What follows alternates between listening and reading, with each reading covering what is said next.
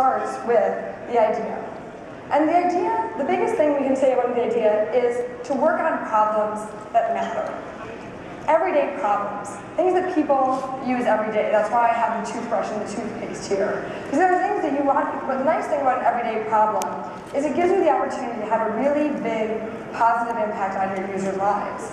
It also means that because they're using it every day, you get all kinds of usage and you get all kinds of feedback. And it helps you make your products that much better, that much faster. And in fact, when you look at some of Google's products, they all tend to be things that people use almost every day. Be it search, be it something like Google News or email, and also things like Google Maps.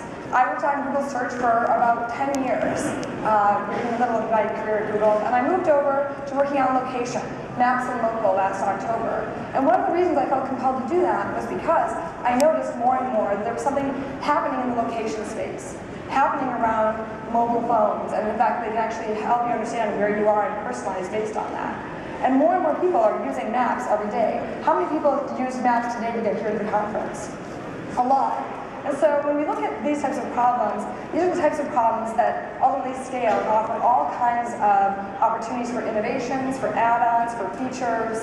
You want to work on really big ideas. My next observation is, what's the shorthand for the idea? Because you want an idea that's really easy and simple to express. Search that just works. Mail that's organized by searching and has a lot of storage attached to it.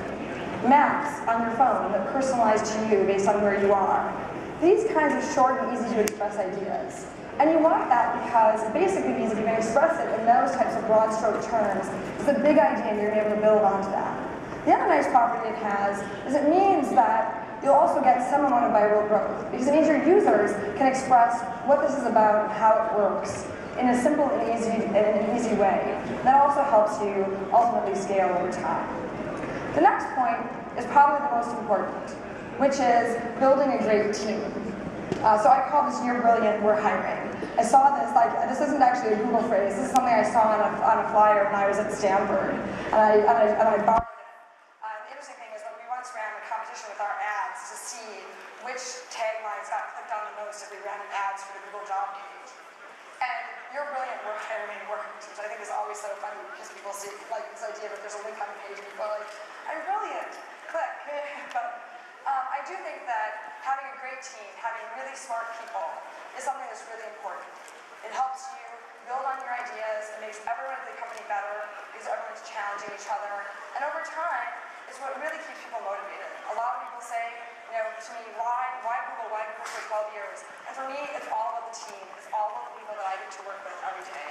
So working with great people and hiring a great team is something that's really, really important, especially at the start.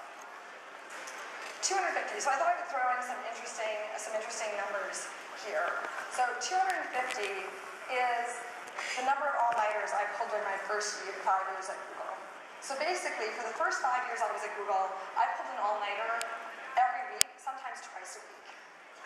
And so my next point is that if you have a really big idea for an everyday problem and you've got a great team, it's okay to sweat it. It's going to be a lot of hard work. People really underestimate the amount of execution over time. And I think that one of the things is that people, for example, think that Google just happened. Google didn't just happen. It was a lot of hard work. It was a lot of intense work. But when you've got that combination, a big idea that's easy to express and easy to build on, and a great team, it's okay to sweat the small stuff because it does really matter. This is something that's really important. So I thought I would talk a little bit also about structure. So once you've gotten started, what are some of the ways to think about how to structure a business and what's worked at Google in this regard? My first observation is around users. A user-driven culture and a user-focused culture isn't something you can add later. And it isn't something that can be just one person's job. You can't say, okay, the UI designers, they got users covered, or the engineers, they got users covered. It's got to be through the whole business, the sales people, the finance people. At Google, the users are everyone's job, and making sure that we really keep that laser focus on users matters. So for example, we made lots of trade-offs over time. Things like looking at where is the revenue going to come from, and what's good for the business in the long term. In terms of anecdotes, we've had stories, for example, where we launched Google image search, and it would have been really easy to make money by putting text ads on it.